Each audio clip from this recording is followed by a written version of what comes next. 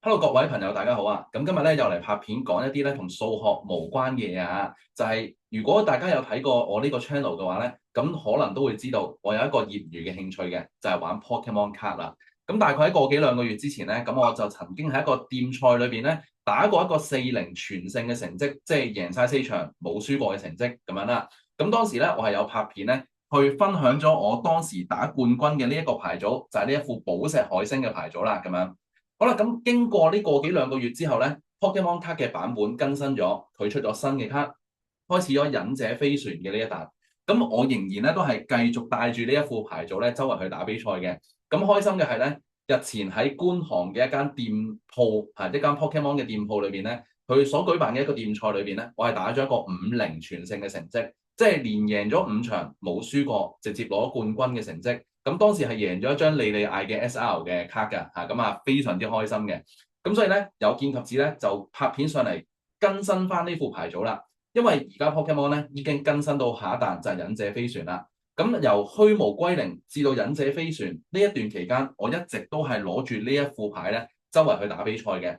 咁由呢兩個環境之間嘅轉變開始咧，咁我都有不斷嘗試唔同嘅新卡加入去。換走一啲嘅舊卡不斷去 modify 呢一副牌組嘅。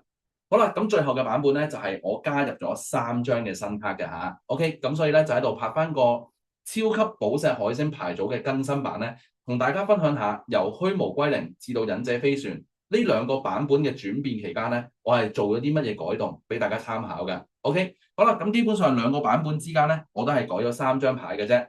咁所以大家咧可以先喺呢段片嘅 description box 裏邊咧，先睇翻我嘅上一段片，就係當時咧上一個版本嘅牌組咧係究竟係邊60張牌啦，同埋基本個打法個策略大概係點嘅嚇。我會將之前嗰段片咧放喺呢段片嘅 description box 裏邊咧，俾大家睇翻先嘅。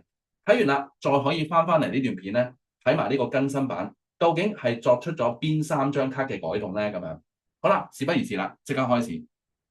更新到忍者飛船呢一個環境之後咧，我係改咗第一張，加入咗呢一張叫做企圖嘅卡啦，叫做企圖嘅支援者。好啦，呢一張咧基本上係一張極具針對性嘅卡嚟嘅，我係為咗應對一副牌咧而加入去嘅啫，冇錯啦，就係胡地，因為真係可以咁講啦，叫做帶住呢副牌咧身經百戰啦。如果你當每一場 game 係一個戰鬥嘅話咧，咁真係身經百戰㗎啦，打咗超過100場㗎啦，帶住呢副牌。咁我留意到咧，呢一副牌對住胡地嘅時候咧，個勝率係好極端㗎。如果對面嘅胡地係擺唔切謝米，又或者謝米卡咗喺派士嘅話咧，呢副 deck 贏面好大，基本上嗰啲50血嘅海西底咧任穿㗎啦。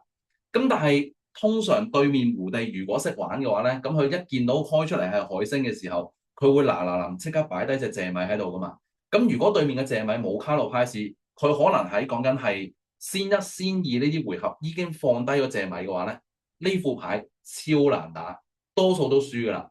對面擺到謝米嘅話，多數都輸噶啦。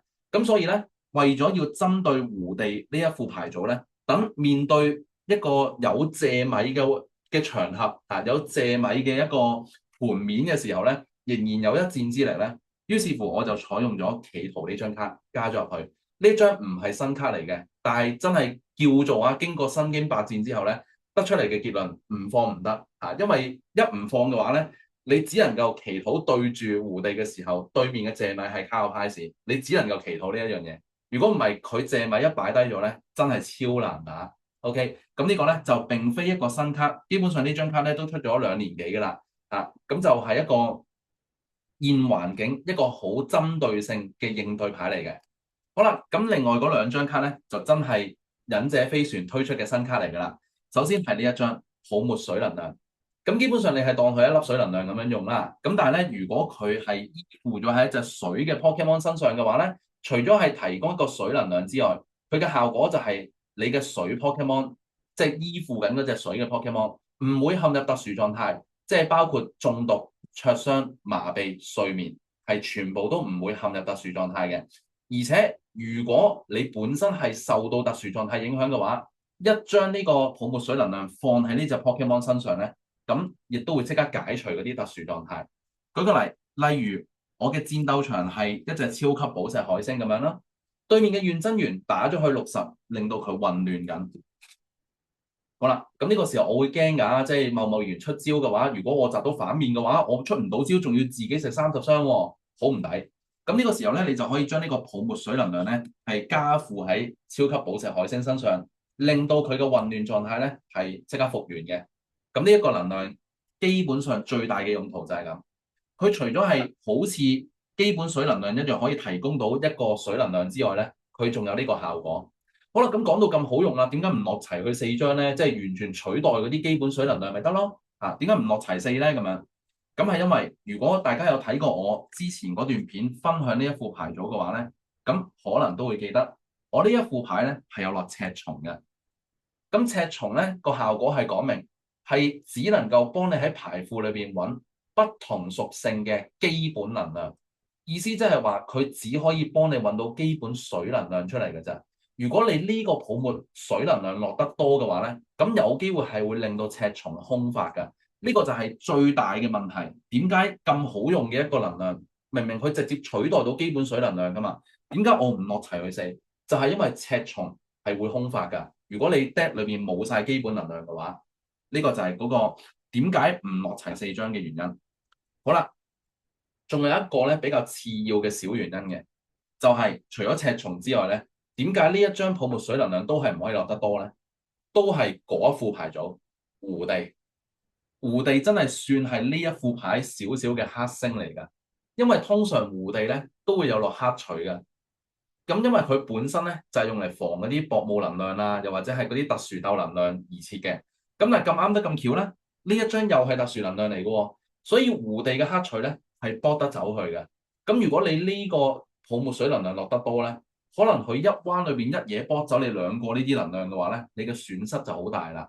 咁所以咧就係如果打胡地嘅時候咧，建議就唔擺呢個出嚟啊，都係用翻基本能量去作戰就可以啦。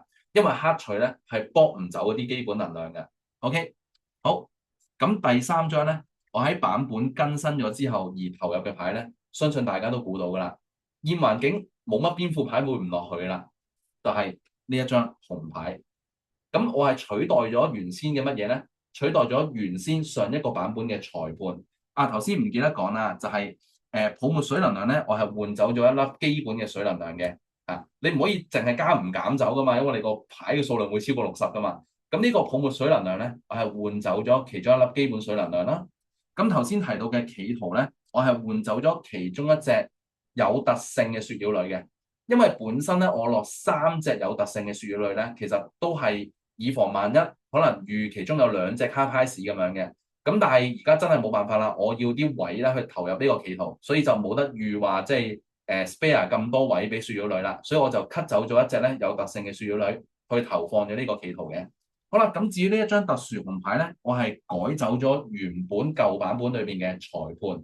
基本上2張卡嘅功能咧都係類似嘅，都係可以干擾到對手嘅手牌嘅。不過特殊紅牌就當然渣少少啦，因為始終係物品牌嚟嘅，所以佢要等到對面咧係落入咗3牌士之後先可以用啦，有呢個限制。咁但係好處就係佢係一張物品卡。咁即係話你干擾完之後可以再老打人哋，打到後期之後咧，如果發覺唔係好夠打，你可以行一個干擾再加老大捉罰棋嘅策略咧，去捉人哋一啲唔打得嘅 Pokemon 出嚟罰棋，之後再靠你嘅後場雪妖女咧去跳箱跳死佢，呢一個策略去贏噶。咁我50嗰一次比賽裏邊咧，最後一場就係靠捉罰棋咧而勝出嘅。咁我唔記得咗係關唔關紅牌事啦，我唔記得咗有冇開過紅牌之後先老大。咁但係贏嘅關鍵就係老大捉人哋一隻嘅火焰雞，即係2廢走嗰隻火焰雞出嚟罰棋，咁然之後咧慢慢跳箱跳死咗而贏嘅。OK，就係咁啦。咁以上咧就係一個少少嘅版本更新。未睇過我上一段片嘅朋友咧，可以喺呢段片嘅 description box 裏邊先睇咗上一段片。片裏邊咧有講解咗上一個版本裏邊嘅60張牌係啲乜嘢。同埋分享咗咧呢一副牌基本上嗰個策略同埋打法嘅。咁然之後咧，如果大家想試嘅話，亦都可以根據我而家更新咗嘅呢一個版本咧，去減走原先3張牌，加翻呢3張牌入去，作為一個版本嘅更新嘅。OK，好啦，咁相信咧接住落嚟嘅環境咧，如果我繼續打呢副牌嘅話咧，咁去到下一 set 深淵之瞳咧，我會再睇下有冇牌咧係需要更新，繼續拍片上嚟咧，同大家 update 呢一副牌組嘅。OK，咁我哋下條影片再見啦，拜拜。